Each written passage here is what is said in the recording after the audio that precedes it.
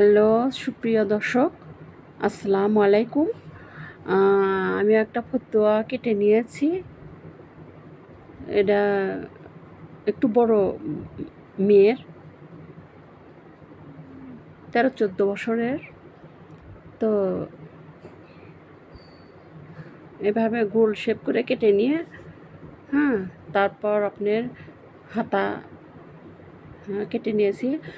আর এটার হচ্ছে আপনার ওই গলাটা কলার হবে, ব্যান্ড কলার, মানে এই পাঞ্জাবির যেরকম কলার হয় ওই কলার হবে। এই যে আমি এটাও কেটে নিয়েছি। তো আপনাদেরকে সেলাইয়ের সময় দেখে দেব। যাই হোক,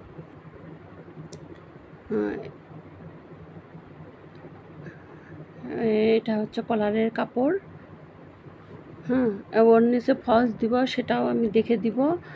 আর যে হাতাও কেটে নিয়েছি, হাতাটা এই যে হাতা।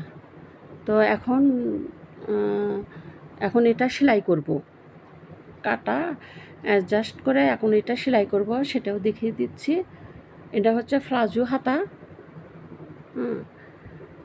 এটা প্লাজো হাতা এরকম করে, মানে ফতুয়ার সঙ্গে এরকম করে এইরকম হাতাই চলে।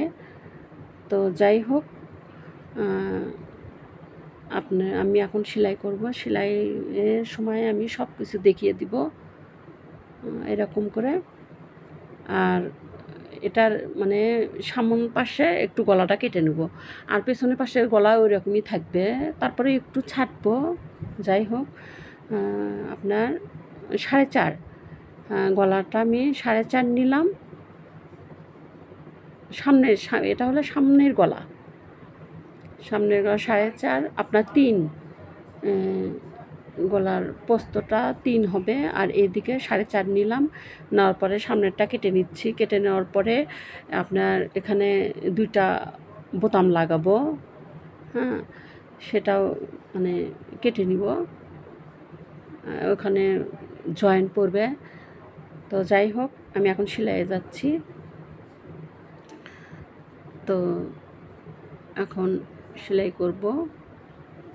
এই যে দেখুন, সর্বপ্রথমে আমি এই আপনার কাপটা সেলাই করে নেব প্রতিটা জামারই। মানে যে জামাই বানান, বড়দের জামা বানান, ছোটদের জামা বানান, পিচ্চিদের জামা বানান, যে জামাই বানান, সর্বপ্রথমে আপনার আগে কাট সেলাই করে নিতে হবে। কাট সেলাই করে নিলে তাহলে সেলাইয়ের হচ্ছে যে ইয়েটা বোঝা যায় যে মানে কেমন হবে সেলাইয়ের ফিনিশিংটা।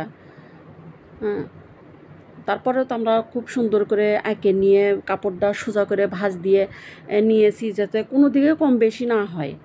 সো কম বেশি হবে না যত সম্ভব জানি, কারণ এটা আমরা সেলাই জিনিসটা আমরা কাপড়ের উপরে, একটা সাদা কাপড়ের উপরে কেটে নিই, যাতে কোনো জায়গায় ভাঁজ না হয়ে থাকে। হয়তো হঠাৎ দেখলেন এক জায়গায় ভাঁজ হয়ে থাকে, তো সেই জায়গায় কিন্তু মানে ওই কাপড়ের বর্নিংটা ছোট বড় হবে। যখন সেলাই করবেন তখন যদি নাও বোঝেন, কারণ আমরা প্রফেশনাল, আমরা কিন্তু বুঝি।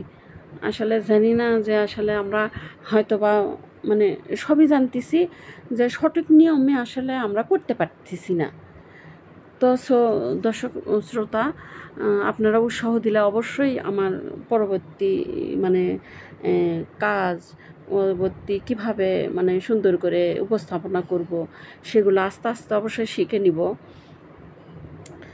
তো কারণ এই প্রফেশনালে আমি নতুন, আমি সেলাই অনেক আগের থেকে করি। সো এই নেট জগতে আমি নতুন। তো আপনাদের উৎসাহে আমি মানে ভালো কিছু করার চেষ্টা করব। যাই হোক, তো 2 ধার আমার সেলাই করা নেওয়া হইতেছে। 2 ধার সেলাই করে নেওয়া হচ্ছে। এখন ওই গোল নিচের ওই গোল শেপটা আমি এখন সেলাই করব। দেখুন, সর্বপ্রথমে এই 2 সাইডের অংশ থেকে নিব, এক সাইডে।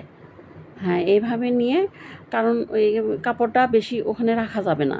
কামিজের যেরকম আমরা কাপড়টা বেশি করে রাখি, এটা রাখা যাবে না, এটা কেটে নিতে হবে, কারণ এটার সেলাইটা খুব চিকন করে হবে। খুবই চিকন করে হবে। এটা হচ্ছে যত সম্ভব ছেলেদের না, এটা মেয়েদের ফতুয়া। মানে গরমের দিন অনেকে টপস টুপস পরে, হ্যাঁ, অনেকেই কিন্তু টপস পরলে মানায় না, হ্যাঁ, দেখি আমরা। আবার অনেকে টপস পরলে পরে যারা কাদুকুদু তাদেরকে টপস পরলে সুন্দর লাগে, যারা বেশি শুকনা ওদেরকে টপস পরলে সুন্দর লাগে না। তো যাই হোক, সেটা কাস্টমারের ব্যাপার। তো এখন এমনি এই গোল রাউন্ডটা দেখেন, এই যে এরকম চিকন করে নিয়ে আমি সেলাই করতেছি গোল রাউন্ডটা। এরকম চিকন করে রাউন্ড শেপ দিচ্ছি। তো আপনারা দেখতে থাকুন। তো এটা অবশ্য বডির মাপটা আপনাদেরকে বলে দিই।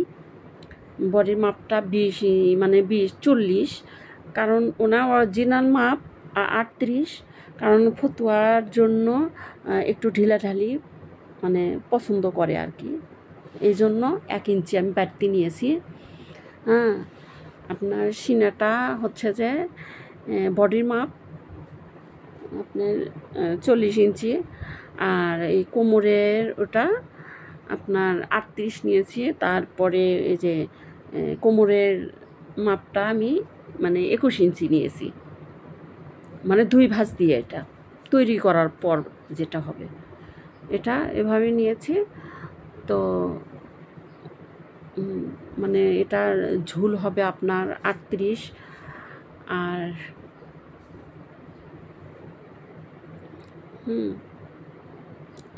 তো হ্যাঁ, এক পাশে এরকম করে গোল রাউন্ড দিয়ে সেলাই করে আসলাম। তারপরে আবার ওই পাশে, মানে এই গোল রাউন্ডটা সবাই পারে না। আপনারা যে এইভাবে দেখে দেখে যদি করতে পারেন তো অবশ্য কিন্তু খুবই ভালো হবে। হ্যাঁ, এই যে দেখেন আমি কিভাবে, দেখেন এইভাবে মানে ভিতরে কাপড়টা ভাঁজ দিয়ে এভাবে সেলাই করতেছি। এই যে ওই রাউন্ডের জায়গায় একটু আনা সমস্যা হয়, যাই হোক ওটা আপনারা এইভাবে সেলাই করে নেবেন। তো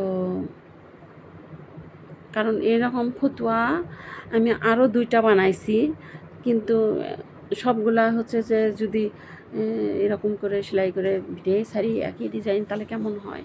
তো আমি আপনার ফেসবুকে কিন্তু ওগুলারও ছবি দেব, আপনারা ইউটিউবে এগুলা সেলাইগুলো দেখে নেবেন, মানে কীভাবে কাটা হয়, কীভাবে বানানো হয়। কারণ ফেসবুকে তো এত বড় বড় ভিডিও আপনারা দেখেন না, ইউটিউবে দেখেন। তো এইভাবে আমি গোল রাউন্ডটা প্রায় শেষের দিকে, গোল রাউন্ডটা প্রায় শেষের দিকে হয়ে গেলে তারপরে আমি উল্টে ওই চিকন মুড়ি উল্টে আবার আমি আর একটা ডাবল সেলাই দিয়ে দেব, তাহলে আপনার সেলাইটা সুন্দরভাবে বসে থাকবে। তারপর মানে গরমের দিন এটা অনেক বেশি চলে। আর সবাই হচ্ছে যে আপনার এই ফতুয়া ঢিলাঢালি পরলে বেশি ভাল লাগে দেখে সবাই, মানে ইয়ং বয়সের যেগুলো মেয়েরা, হ্যাঁ, ওরাই এগুলো বেশি পরে। তো যাই হোক, আর হ্যাঁ, এবার উল্টে নিয়ে আমতরে দেখেন কীভাবে আমি উল্টালাম, উল্টে আমতরে এই যে এখন সেলাই দিচ্ছি। উল্টে এভাবে সেলাই যদি করেন তবে অনেক সুন্দর লাগবে। হ্যাঁ, এভাবে উল্টে মানে সেলাই দিচ্ছি। ওই পাশে হলো এখন এই পাশে,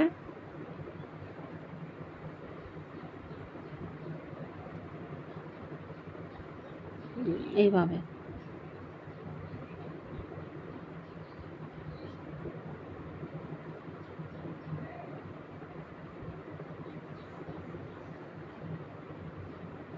এটা হওয়ার পরে শেষ। এখন আমি এই যে দেখিয়ে দিচ্ছি, দেখেন অল্প একটু না রাউন্ড করে নিলাম। এই যে দেখুন,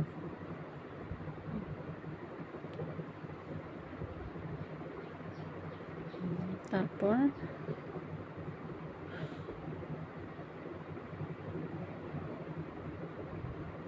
এখন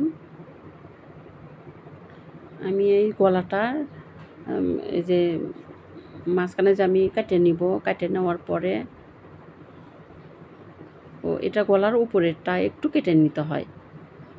হ্যাঁ, কেটে নেওয়ার পরে এখন আমি এই গলার কাপড়ের পট্টি মানে এই যে বোতাম লাগাবো, কারণ এই গলা তো অনেক ছোট, এত ছোট গলা তো আপনি গলাতে ঢুকবে না। ওই জন্য এই যে এইভাবে আমি পট্টিটা লাগিয়ে নিচ্ছি। দেখেন কিভাবে পট্টিটা লাগাতে হয়। এটা হচ্ছে যে সহজ পদ্ধতি দিয়ে পট্টি লাগান, ঠিক আছে? মানে অনেক আগে আমরা হচ্ছে যে আলাদা আলাদা করে লাগাতাম। হ্যাঁ, এখন একবারেই নিয়ে লাগাই।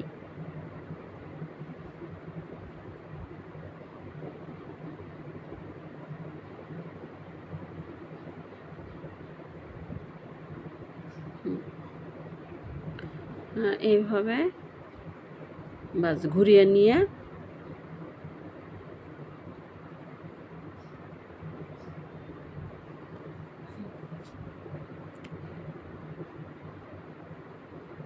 এভাবে ঘুরিয়ে নিয়ে লাগালাম। লাগানোর পরে এটা ভাঁজ দিলাম। ও দুই কোণাসে একটু কেটে নিলাম। কেটে নেওয়ার পরে বাস ভাঁজ দিয়ে আপনার এই যে এভাবে উপরে এটা সেলাই করে নিচ্ছি। এই যে সেলাই করে ওই আপনার উপরের ওইটা দুটো সমান করে নিলাম। এই যে দেখেন,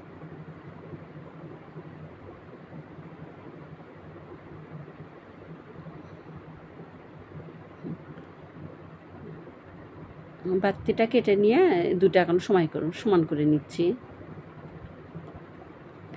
দুটো সমান করে নিলে ওই গলার ওখানে আর ছোট বড় হবে না। হ্যাঁ,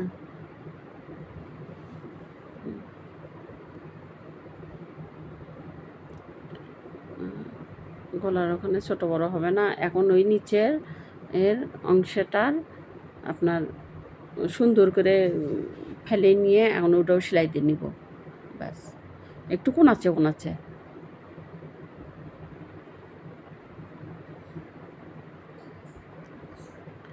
হ্যাঁ, এভাবে কোনাচ্ছে করে তারপরে আপনার এই দিকের পাশটাও আবার এই যে খারাপভাবে সেলাই করে নিয়ে আসলাম। হ্যাঁ, ব্যাস এখন এখন শেষ।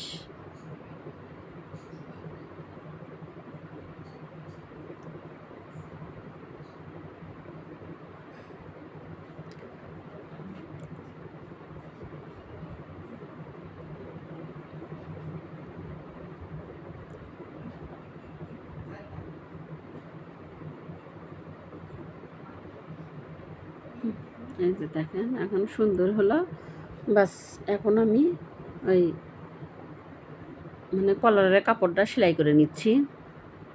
দেখেন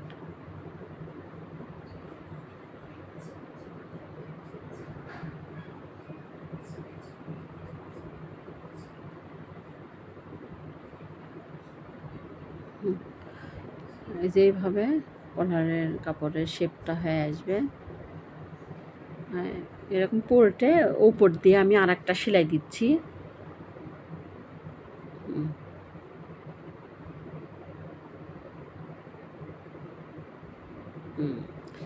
এই যে দেখুন কীভাবে উপরের সেলাইটা দিয়ে নিই।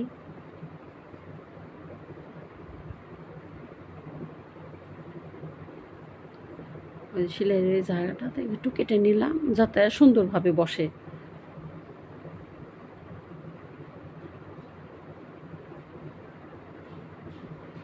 এইভাবে বাস কলারের ইয়েটা হয়ে গেল।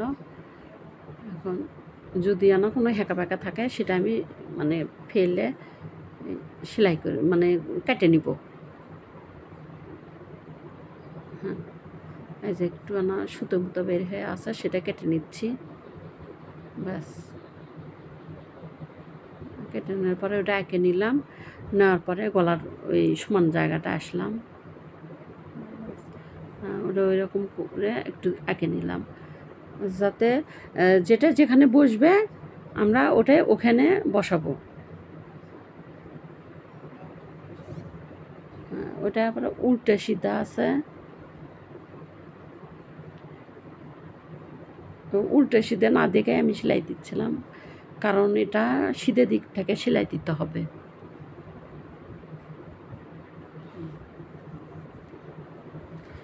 হ্যাঁ হ্যাঁ, এভাবে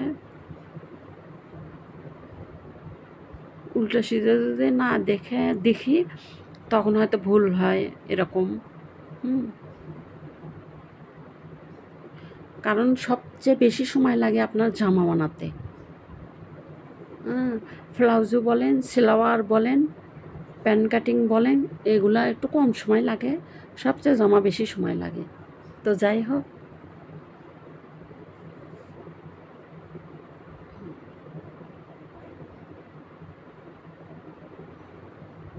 এখন এই পাশ থেকে এটার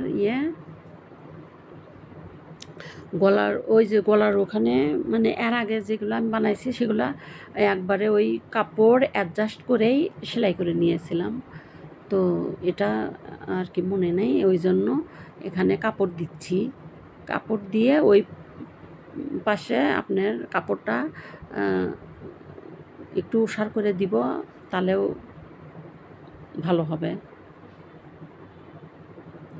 মানে একটু মজবুত হবে আর কি।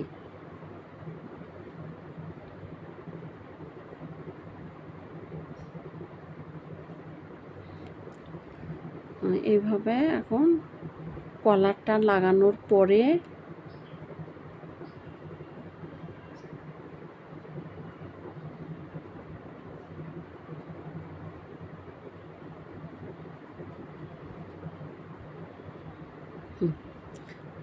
এইভাবে কলার লাগানো হয়।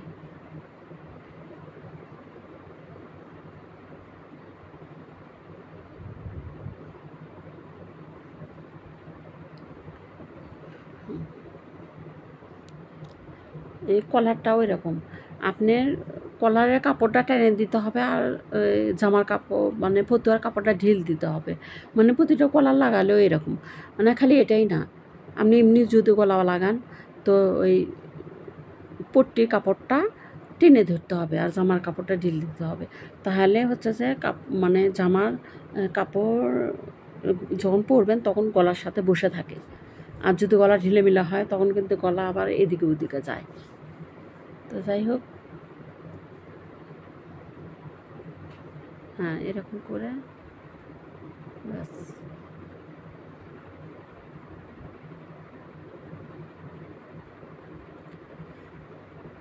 এটাও কেটে নিয়ে বাস এখন আবার সিধা করে সিধা করে সেলাই দিচ্ছি।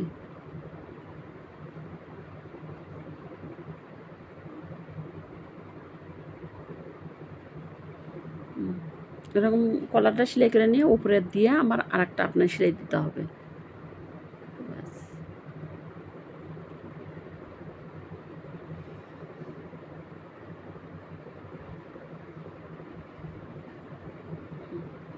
বাস এভাবে সেলাই দিয়ে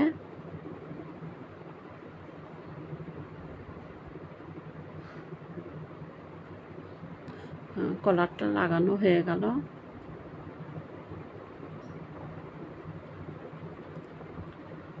কলারটা আটকানোর জন্য একটা নিয়েছি, এখন ডানা লাগাবো। বাস এখন ডানা লাগানোর পরে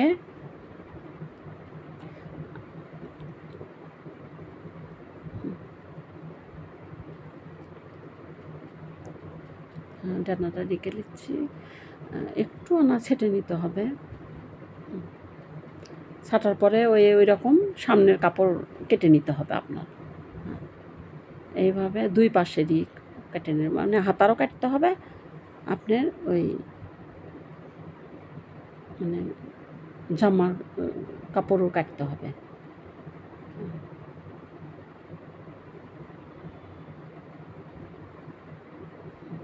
মানে এটার তুলনায় ওটাই 1 ইঞ্চি, আপনার যেখানে মাঝখানে সেখানে 1 ইঞ্চি, তারপরে ধার দিয়ে অল্প ছোট্ট করে হয়ে আসে, আবার নিচ দিকে ওইরকম ছোট্ট করে হয়ে আসে। এখন হাতার ওই কাপড়টা সেলাই দিয়ে নিচ্ছি গোল রাউন্ড করে, ব্যাস ওইরকম চিকন করে।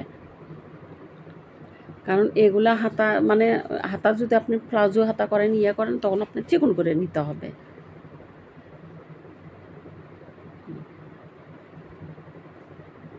এরকম চিকন, হ্যাঁ চিকন করে করে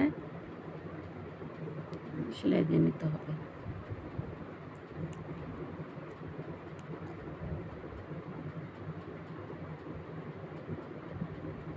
ব্যাস এরকম করে আরও একটা সেলাই দিতে হবে আপনার।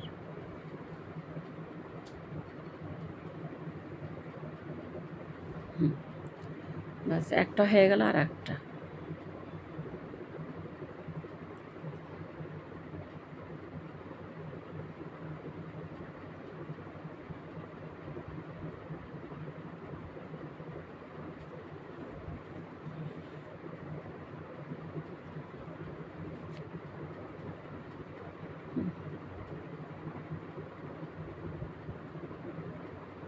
ব্যাস এই হাতা হয়ে গেল। এখন হাতার কাপড়টা জয়েন দেব। ব্যাস এটা এখন জয়েন দিব, এটা জয়েন দিয়ে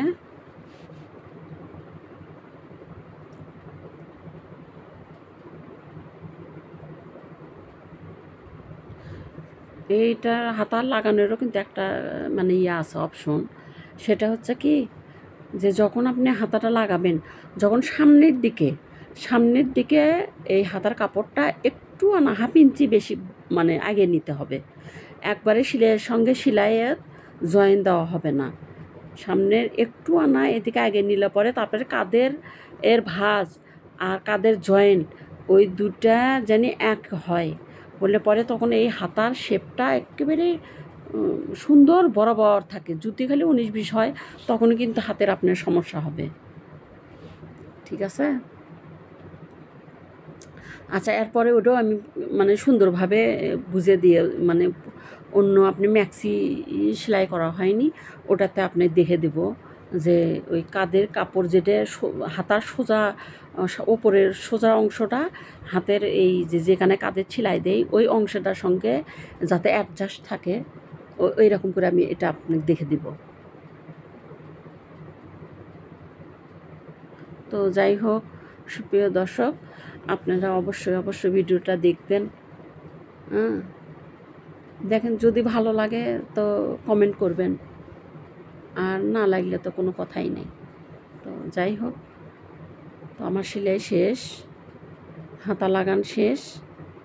তো আপুরা ধন্যবাদ।